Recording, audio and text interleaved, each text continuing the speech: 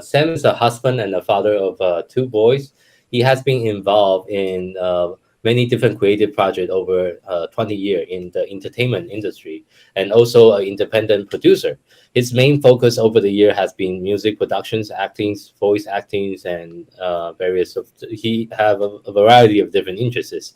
But without further ado, I think it's best for Sam to introduce himself a little bit. Also, the main reason why of today's interview, we're going to be talking about one of the very popular topic is picking eater for kids with learning disabilities and with kids with special needs. And Sam, welcome so much for on the show. Oh, thank you, Jason. Appreciate it. So tell me a little bit more about yourself. I think I give a really quick introductions a little bit about who you are, but also talk about. I actually forgot to mention that you are also a pastor. Can you tell me a little bit about that part of your life? Yeah, sure thing. I'm a husband and have two sons. One is just turned 2. The other one is 4 years old. We used to live in Southern California, and then we just moved up to Northern California. I have a day job. Well, my full time job is I'm a pastor at a church, in a small church here in Northern California. It's a great work. I've been doing pastoral church work for over 20 years now, and it's very fulfilling. I love helping out the community. My wife helps out as well, and we just have a nice, quiet life up here in Northern California. Before that, I was living in Southern California. I was a part-time pastor down there, so I worked on Sundays. But then Monday through Friday, I was working on TV shows all around the Los Angeles area. So I was able to just kind of live my dream and be part of different shows, doing in different capacities. And during in this whole time, I've always been a creative person, so always getting into different creative projects, whether it's music, different kind of artwork, publications, types of things, voiceover work, all sorts of stuff, film, TV, a lot of fun stuff in my life, a lot of creativity. And now, yeah, just branching out to different creative types of projects like books. And this the my children's book was the most recent project that I did. So yeah. I see. Yeah, thank you so much for sharing. So, can you tell the viewers a little bit about what inspired you to even write this book? Sure. Well, as I just mentioned, I'm a very creative person. Whether it's just different productions and different kind of publications I used to do, and I really love the process of creativity and making something to publish out for public. And I've always been interested in writing a children's book, not necessarily like a adult book, because I'm a good writer, but not that good. And I just wanted to write something that was simple and that was for children. I've always loved children's books, and so I wanted to make my own. And really, the for me especially, the inspiration actually just came from within, because I'm such a creative guy. A children's book was just kind of the next stage for just my creativity level, and just to kind of commit and focus on a different kind of creative project. So that's where my inspiration really came from. Yeah, and I'm going to put your book in the on the screen here so people. Yes. It's kind of small. Sorry, I don't have a bigger image of your book. I think the name for the book is called "What Else Should I Eat," and it's on Yes. Amazon, of course. And also for the viewer that's interested to learn more, you can visit luckykid.com/picky eater, and you'll find the book on Amazon actually. And also, I guess the second question I have is, has it always been your dream to write your own book? Is that how long have you been thinking about becoming an author yourself? Yeah, it's always been a dream since I was a little kid. Unfortunately, I was one of those kids at school or in a library. I wouldn't necessarily read much of the inside of the book, rather than I would be focused on the cover, the back cover, and then most importantly, Yeah. the inside flaps, right? That's Hmm. holding the cover. And I would always just kind of wander around and daydream. Instead of reading the inside, I would read the flaps, and I would learn a lot about the authors. Hmm. Um, Not purposefully. I didn't purposefully learn about the authors because I wanted to. It was just I was daydreaming. I was kind of off in my world, and I just happened to learn about these authors. And like I said, I was never like the best writer, but I had a great imagination. I've been an actor for many years, and so a lot of the skills of understanding like storylines, I was able to kind of put that all together. And with that dream of always wanting to write a children's book, it just made sense, and it was a nice smooth process to kind of move from whatever kind of creative projects that I used to do to something like this. So I think my imagination, my easiness to be silly, and just the freedom of writing children's books to be able to be free to write just about any kind of theme or any sort of fun things. That's what really drove me to actually write a book. So it was definitely a dream of mine. Yeah, thank you for sharing. And I also working on my own book. It's more a business book. It's talking about like how do you start your e-commerce business from scratch. So we'll talk a little bit more offline on how to get the book going. I have a few idea about the chapter I want to put in the book, but not quite getting it started yet. So I guess the next, I guess the transition is just tell us a little bit more about your book. What else should I eat? I find a better picture now, so it's a little bit bigger, hopefully. Yeah. Let me see. Let me try this way. Maybe that's a little bit easier to read. Actually, that didn't help that much. Okay, let's try this view. Hopefully, the viewer can see it. So, yeah, tell us a little bit more about what is in the book. I'm on Amazon right now looking Hmm. the preview, but I would love to hear a little bit more from yourself. Yeah. So the book is all about showing little kids and parents how fun it could be to try different kinds of food, and in a way where you describe each food and the way they look and smell and taste. And the book follows a little girl with her friend, and they go on an adventure through a magical land of food. And there's like a world map where they go through like in between a few of these scenes. And the world map is kind of like when you're in a video game and you kind of go from one area to another. And so we created it very fun like that. They encounter four different kinds of food, and each of the foods that they encounter in this magical world of food, they they have fun and they say, "Oh, it looks like this. It smells like this. I wonder what it tastes like." Or and then they say, "Oh, it tastes like this." And so it's a very fun book for like that. It's written for ages 3 to 5, but really it's a great book for any age. The artwork was done by my niece, who was a graduate from an art college, and the way that we both kind of designed it together was that most of the times, a lot of children's books, they're bright, they have these bold colors, they have super flashy colors to kind of bring stimulus to the reader and keep them kind of engaged. And we kind of went the opposite direction. Our images are actually more calming in my mind. It's a little more pastel color rather than like these bright flashy colors.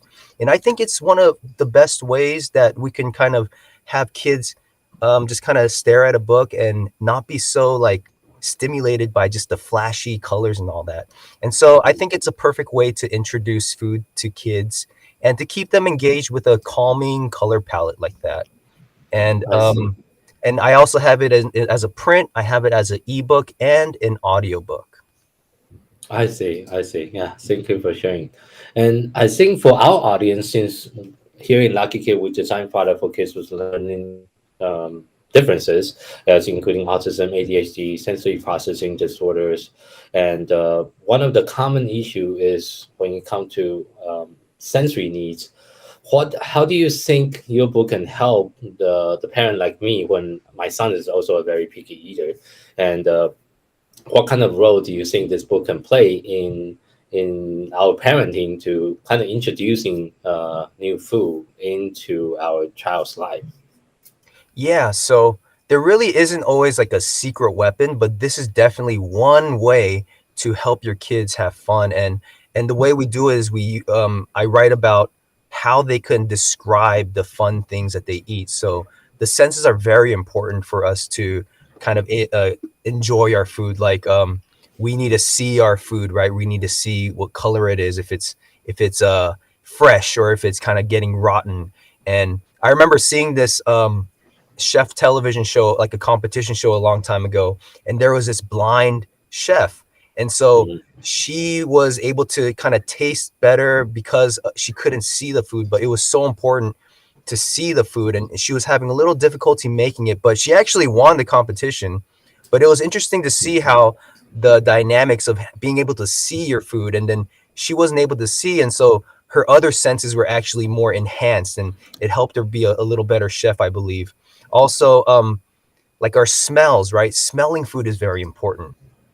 I Mhm. actually researched it's almost like 80% of how we taste. So the taste is definitely a sense, but with your tongue, I believe you can only kind of taste whether it's sweet, if it's salty, if it's, bland or umami. But then our nose actually, the way we smell actually informs the different kinds of food. So this can be a grape or this can be a piece of bacon. And we can kind of tell if we ever, clog our nose and we try to eat a food, we could kind of Mhm. taste if it's sweet or salty, but we don't know what the food is.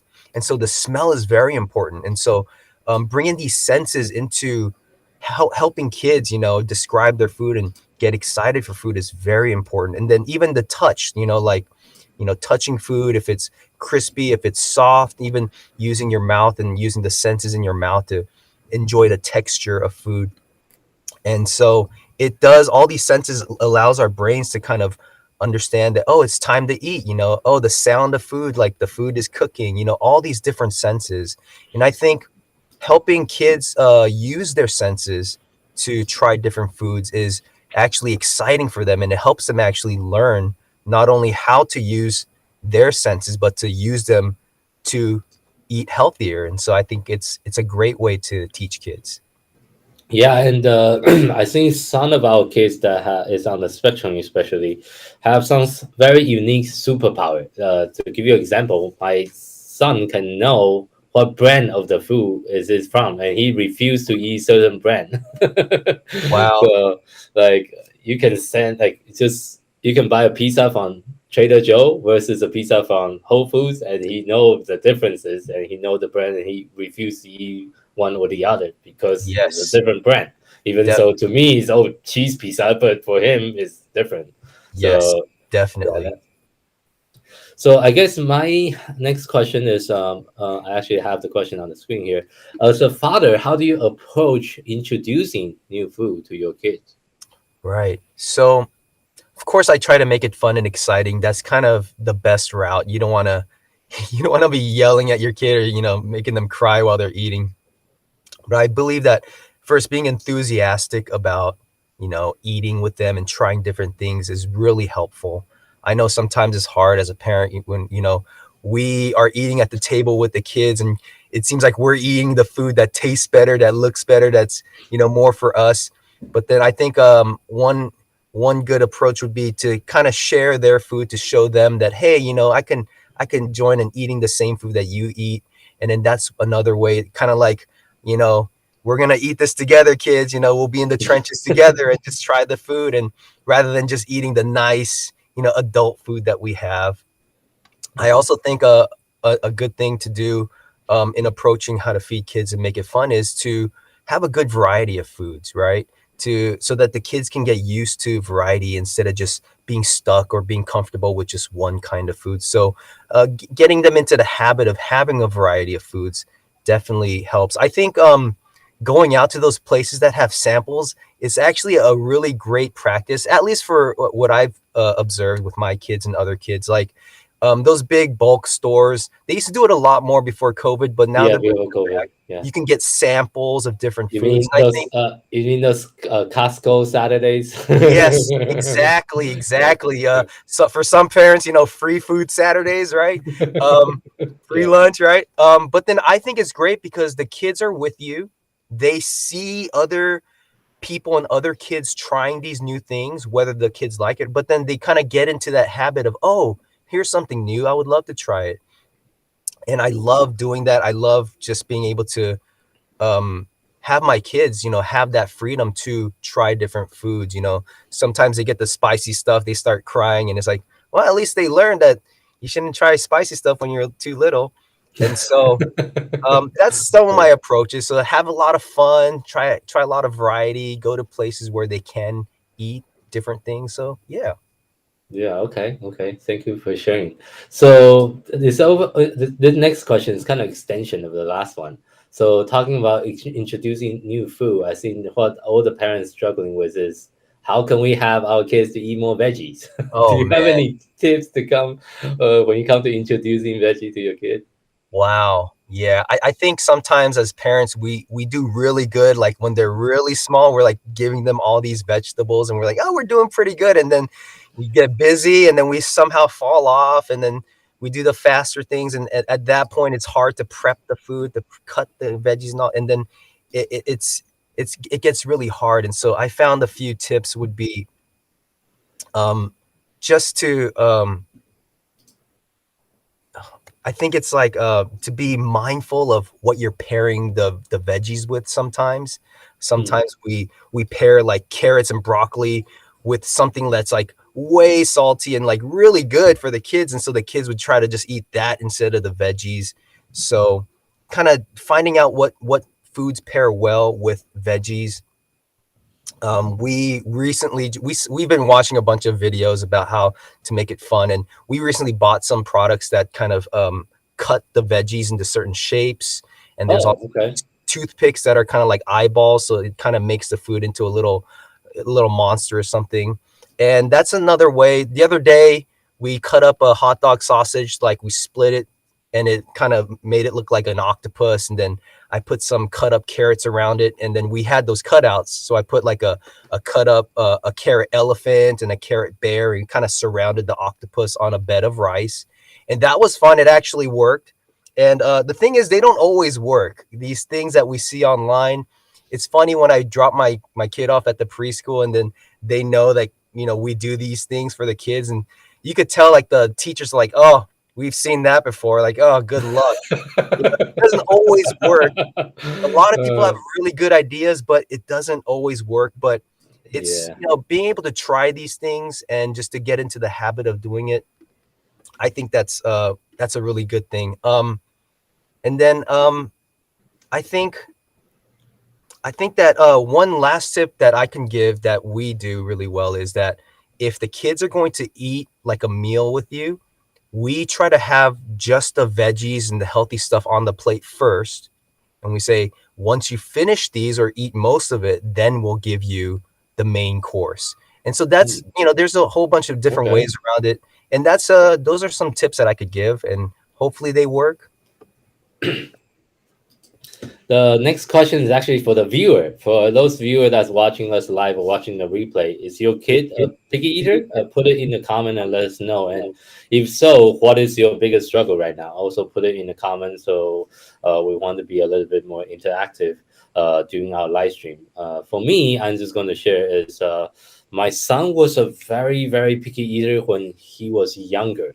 Now he's 11. He is I mean, over time, my wife and I is just trying to kind of trying a lot of different similar strategy of all the strategy that you just share.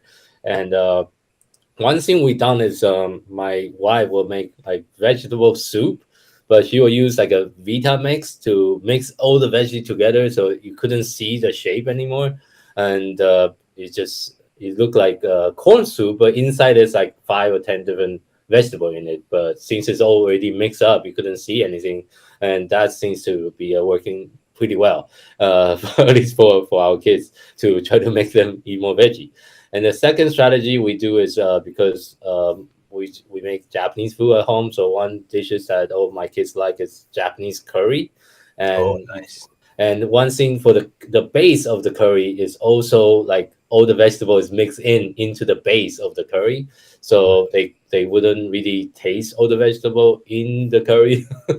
So that's couple strategies that we have tried when our kids just doesn't like to eat the vegetable. And one thing that really caught me in surprise when I first moved to United States is I was seeing some U.S. People in U.S.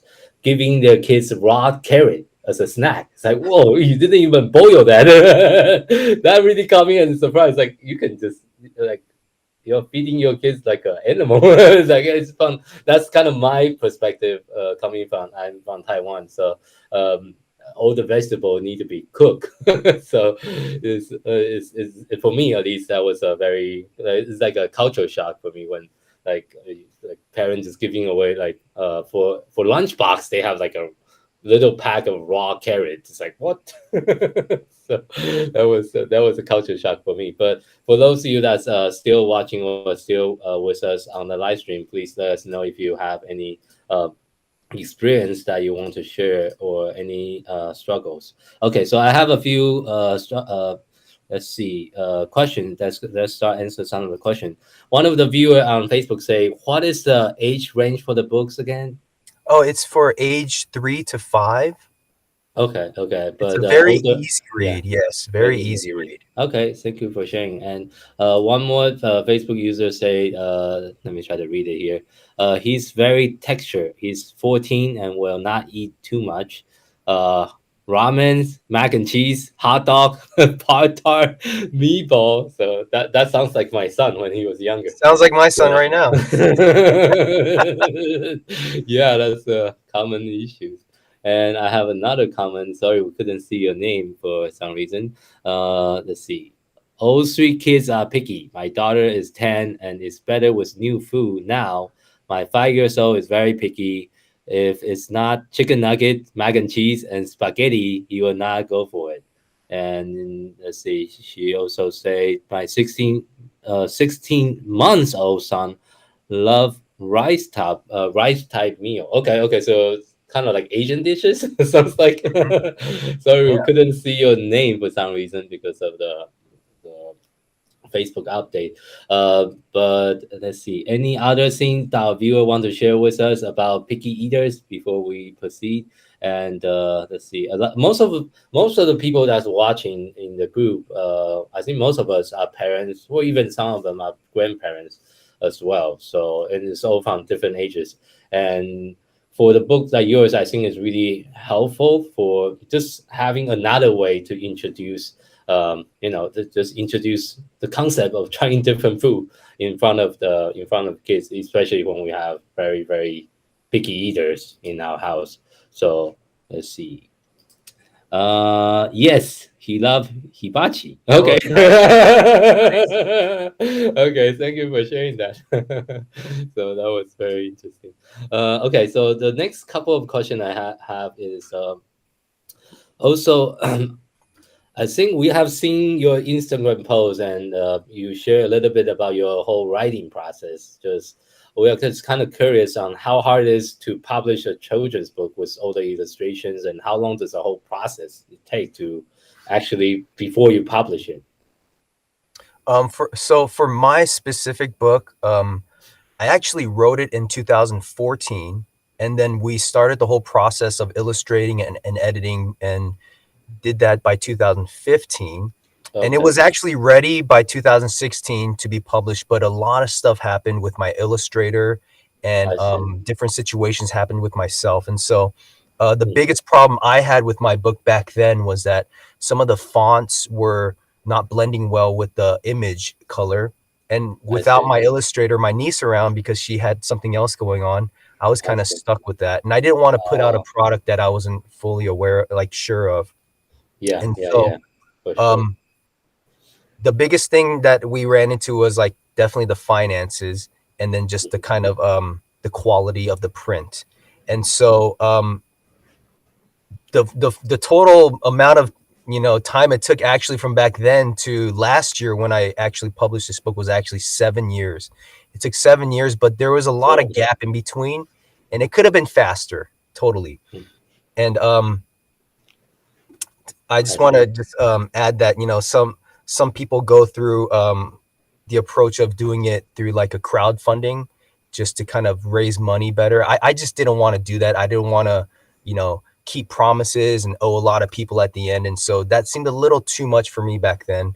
There's I another see. way to publish a book, and that's through finding a literary agent and then taking it Mhm. to different publishing companies, and then they would basically have control of all your work.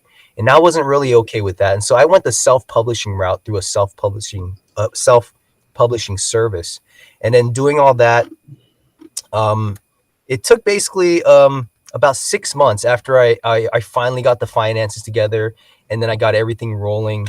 And after I printed my book through my self-publishing service, who does print on demand and sells on Amazon, I then did KDP, which is the way I was able to put my book as an ebook format.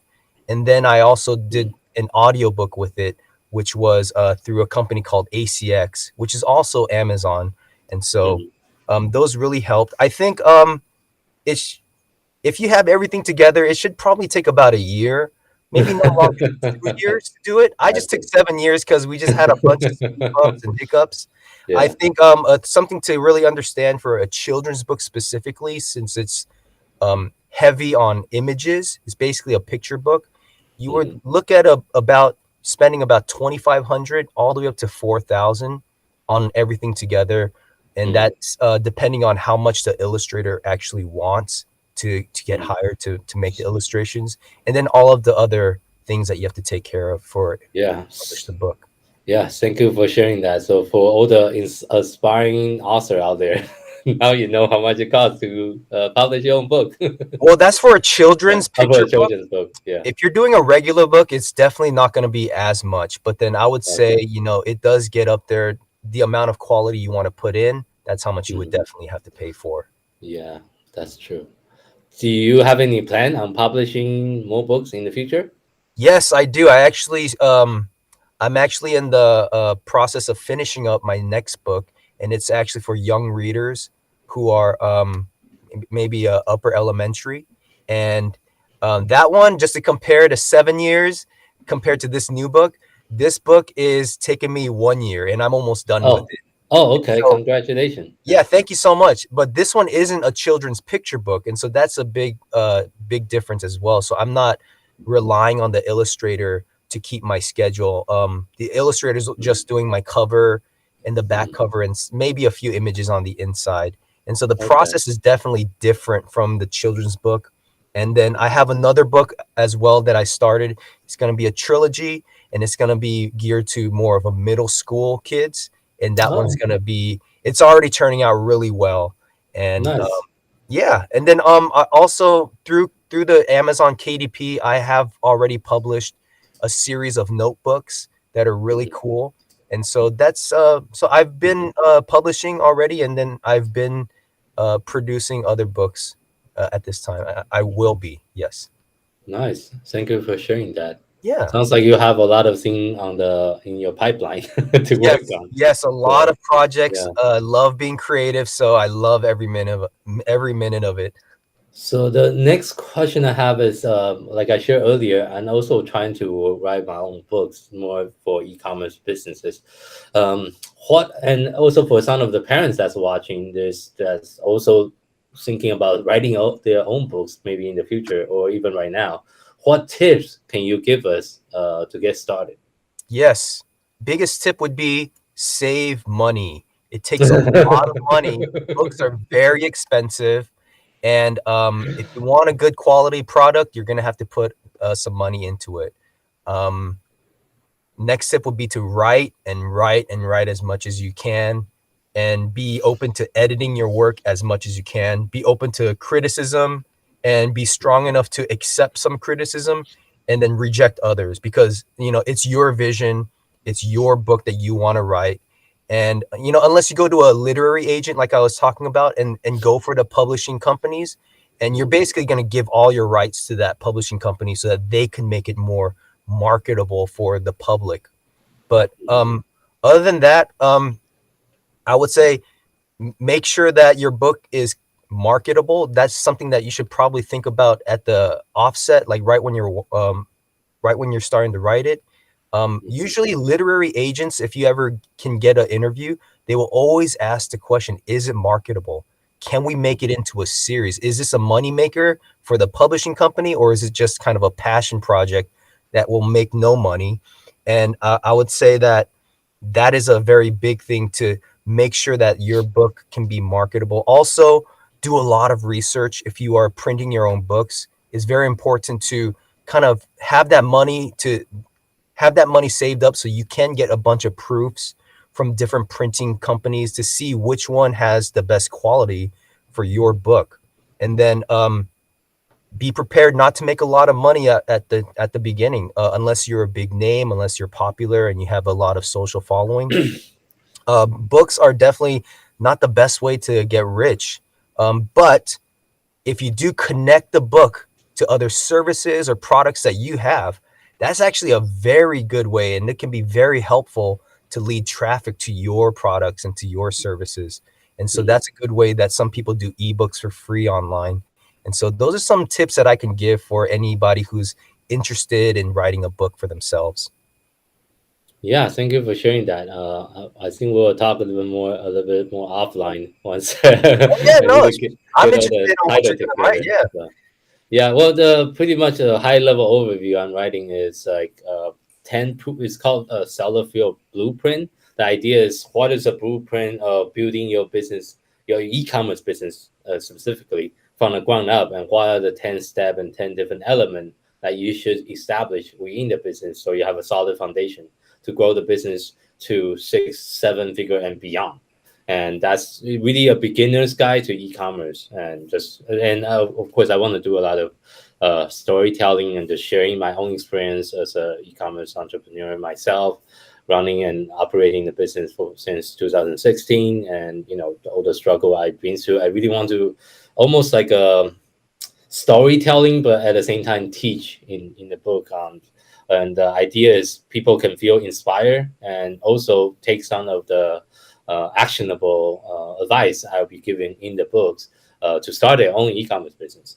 And then, of course, we'll be using that as what you just mentioned earlier as a lead generation tool to get people, a little bit more people to learn about our services, because I also, besides Lucky Kid, I also own a digital marketing agency that we do marketing services for other e-commerce brands. So that's pretty much the idea of the book. Of course, I have kind of the high level outline of what I want to talk about, but I haven't really started the writing process yet because I have 200 other projects going on. Yeah, yeah. I So, mean, if I could just give yeah, you one tip, just right off the bat from after, just a follow up of what you just said, is yeah. sometimes when you're that busy and you got all these great things that you want to write, it's actually not too it's not too out of the way, or is how do I say this? It's not out of the ordinary to Mhm. hire a ghostwriter to give Hmm. them all your notes and all your vision and have them write it for you. And then you can just do the Oh. proofing and editing. And so that is another Mhm. route for people like you, Jason, who are super busy, but you know what you want to write.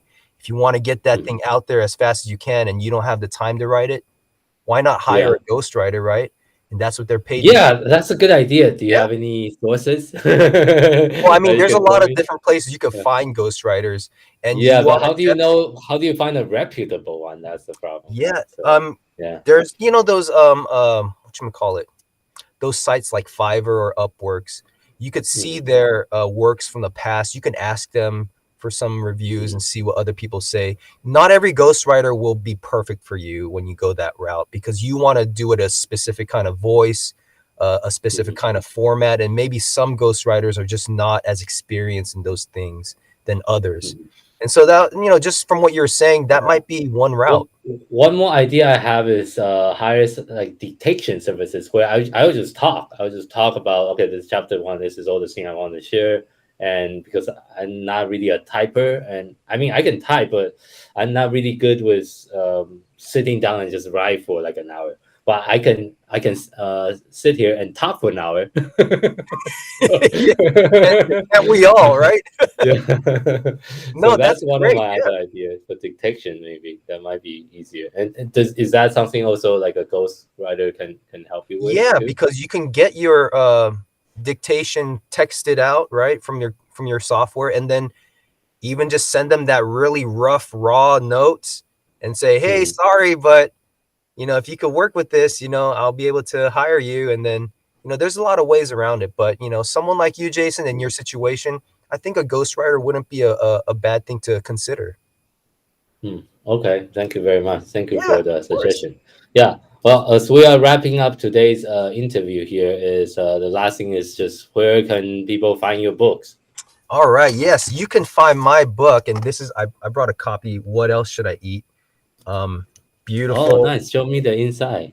Oh yeah, it's a beautiful book. I don't want to give it all out, but you can see some really cool pictures. Um, we did. I think it's a really good job. This is my favorite page. Is this mountain with the big loaf of bread, and the kid is sitting on it. Um, and like this is what I meant about like the video game land thing. So like the characters, they just go from like one part of the map to another. She's being blown away into the water over here. So Oh, it's a nice. very awesome book. I love the back cover. You can find my book online. First, I believe Lucky Kid is going to have a link that goes straight to my Amazon. Yeah, it's at luckykid.com/picky dash eater. There you So go. you And can so you find a could book there. definitely check out that link and it'll take you straight to the Amazon page. And if you're ever confused on what to look for, it's just type in what else should I eat in Amazon and it should take you there. My website, samuelshuck.com, also has the links that go straight there. And my Instagram is at samshuckauthor. Okay, thank you so much. I'll make Oh, sure thank you, I Jason. put all the links in the show notes later. So yeah, but it was great chatting with you and sharing your passions and sharing your books, and also thank you for sharing all the tips Yeah. about how to help our kids that's super picky eaters. Yeah, no, I hope everything I say was definitely helpful to some people. I hope it was some good ideas. I love hearing about stories of how, oh, my kid just was super picky, and then wow, now he's eating a carrot. Even something simple, even those little bit, you're like, Yeah, that's a little yeah, bit improvement. He's eating a okay. broccoli. Oh, he loves a lettuce. I don't know, but anything is great. And I would say, Mhm, let's keep it fun for the kids. Let's keep it enthusiastic. mhm. Sometimes a little silliness goes a long way. Sounds good. Yeah, Yeah. thank you so much. If there's any more question, feel free to put into the chat. If not, we'll be wrapping up today's interview. I see that still two people watch us live right now. For those viewers out there, just put it into the comment if you have any question that you want to ask Sam. Anything about related to his book, or even if you have more question about writing your own book, you can also put that in the comment as well. So um, let's see. Trying to see if there's any more comment here. Yeah, one of the easiest routes to write a book would be, I would say, KDP from Amazon. Just Mhm. about anyone could do that as long as you understand how to make certain types of formats for the text, and it's a very easy interface that they have created. And through KDP, you can do ebooks as well as physical books. And so, Oh, okay. and it's free. I mean, not free, of course, they take their cut, but it's definitely Mhm. cheaper to publish in that way, and you get the whole world as your We audience. actually okay. Actually have a question for you. So Nice. here in Lucky Kid, we have four different ebook that we created over the year. Can we just upload that into KTP? Does it require special formatting? How does it work? It does require a specific kind of formatting, but then if you're Mhm, able to get that into like a PDF file in their type of formatting they need, then it's mhm. definitely as easy as uploading it and then just checking to see if it works. They also have this things that when you're ready to publish everything, you can actually order a author proof and they'll send that first before you hit the approve button and get it out to the world. And so that's Is a little safety net so you could check it out. is there a minimum amount of pages? Some of the ebooks pretty sure is like only 50 Yes, pages. there are a minimum. I can't think of it right now, but I remember researching, and some children's book authors are saying like, "Oh, I only have like 30 pages and it won't let me print." So it's Oh, definitely, you okay. need a certain amount of Certain pages amount of to pages. get Okay. to get it to print as a physical book. As far as Okay. ebooks, But how about ebooks? I don't think you need. Oh, ebook there's no limit. Yeah. Okay. The physical I books see. to be printed on demand as the KDP provides, I think they need to have a certain amount of numbers of pages. My book is, I did not do my print book through KDP. I did it through Uh-huh. my self publishing service. And the reason why I did that was because they were able to get it out to not only Amazon, but to the other bookstores like Barnes and Noble, Target, Walmart, all these other stores online. And the I reason see. why I did it with KDP was I didn't have an ebook. And so I wanted to put an ebook online. Okay. Okay. Okay. So the ebook is different than your physical book then, a little bit. It's the same exact book, except yeah, it's just the ebook. It was easy enough for me because the files I had for all the images of my book, they were basically right, just the perfect size that they needed on the KDP, and so I Oh. was just able to upload them without a problem, and it just kind of like spit it out and say, "Hey, here's your ebook," and it was perfect. So Oh. Okay. Nice. yeah, Nice. so Nice. I was definitely a little Okay. more luckier than other people. I know some people do struggle with that whole conversion process. The conversion and the ebook upload. But when you upload the ebook, do you just get traffic from Amazon who actually see and know No, about the books? so that's the other issue is as a new author, as an unknown name, you can have your book out there, but you definitely have to rely on KDP advertising. Also, if Mhm. you have like social media, if you have other avenues of leading traffic to that book, that's always the best. But like I said earlier, books is usually not the best way to get rich, but they can, if you utilize it right, they can lead others to traffic to your other services or different products. And that's, I've seen a lot of people success be very successful with that kind of route as well. Oh, okay, okay, okay. Maybe I need to hire you as an advisor to put our full books onto KDP. Yeah, I'm definitely but open to it. yeah.